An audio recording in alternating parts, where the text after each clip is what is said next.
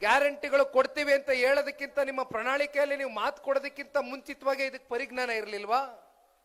ಅವಾಗ 7 ಕೋಟಿ ಕನ್ನಡಿಗರಿಗೂ ಕೊಡ್ತೀವಿ, ಎಲ್ರಿಗೂ 2,000 ರೂಪಾಯಿ ಕೊಡ್ತೀವಿ, ಎಲ್ರಿಗೂ ಯುವನಿಧಿ ಕೊಡ್ತೀವಿ, ಎಲ್ರಿಗೂ ಫ್ರೀ ಕರೆಂಟ್ ಕೊಡ್ತೀವಿ, ಫ್ರೀ ಬಸ್ ಕೊಡ್ತೀವಿ, ಎಲ್ಲ ತರ ಕತೆ ಕಟ್ಕೊಂಬಂದ್ರಿ.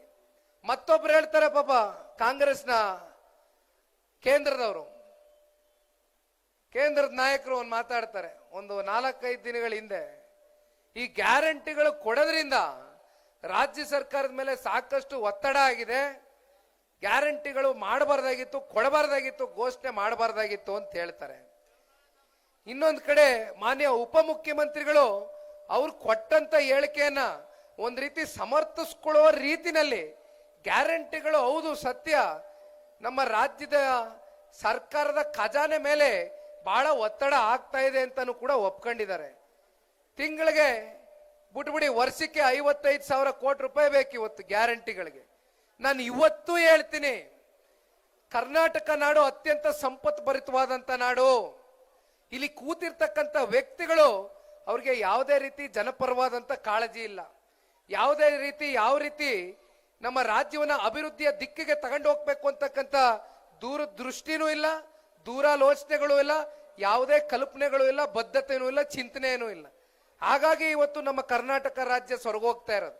ಮೊನ್ನೆ ಕುಮಾರಣ್ಣ ಅವರು ಬಿಜಾಪುರದಲ್ಲಿ ಸಮಾವೇಶದಲ್ಲಿ ಮಾತಾಡಬೇಕಾದ್ರೆ ಹೇಳಿದ್ರು, ಇಲ್ಲಿ ಹೆಣ್ಮಕ್ಳು ಕೂತಿದ್ದೀರಿ ತಾಯಿ, 2,000 ರೂಪಾಯಿ ಕೊಡೋದ್ರಿಂದ ಏನು ಸರ್ಕಾರದ ಖಜಾನೆ ಖಾಲಿ ಆಗೋದಿಲ್ಲ.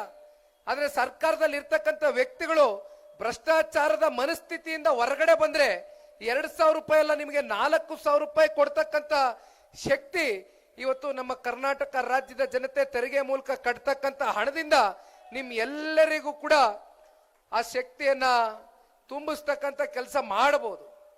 ಆದ್ರೆ ಇಲ್ಲಿ ಕೂತಿರ್ತಕ್ಕಂಥವ್ರು ಎಂತ ಲೂಟಿಕೋರರು ಕೂತಿದ್ದಾರೆ ಅಂದ್ರೆ, ಅಲ್ಲಿ ಪಾಪ ನಮ್ಮ ಪರಿಶಿಷ್ಟ ಜಾತಿ ಪರಿಶಿಷ್ಟ ವರ್ಗದ SCPTSP ಹಣ ಪ್ರತಿ ವರ್ಷ, ಮೊದಲನೇ ವರ್ಷ 11,000 ಕೋಟಿ, ಎರಡನೇ ವರ್ಷ 14,000 ಕೋಟಿ, ಮೂರನೇ ವರ್ಷ 11,000 ಕೋಟಿ, ಹತ್ತತ್ರ 37,000 ಕೋಟಿ ಪ್ರತಿ ವರ್ಷ SCPTSP ಅಂದ್ರೆ ನಮ್ಮ ದಲಿತ ಕೇರಿ ಅಭಿವೃದ್ಧಿಗೆ, ನಿಮಗೆ ರಸ್ತೆ ಮಾಡ್ತಕ್ಕಂಥದಕ್ಕೆ, ಚರಂಡಿ ಹಾಕ್ಸ್ತಕ್ಕಂಥದಕ್ಕೆ, ನಿಮ್ಮ ಕೇರಿಗಳಲ್ಲಿ ಉಪಯೋಗ ಆಗ್ಬೇಕಾಗಿರ್ತಕ್ಕಂಥ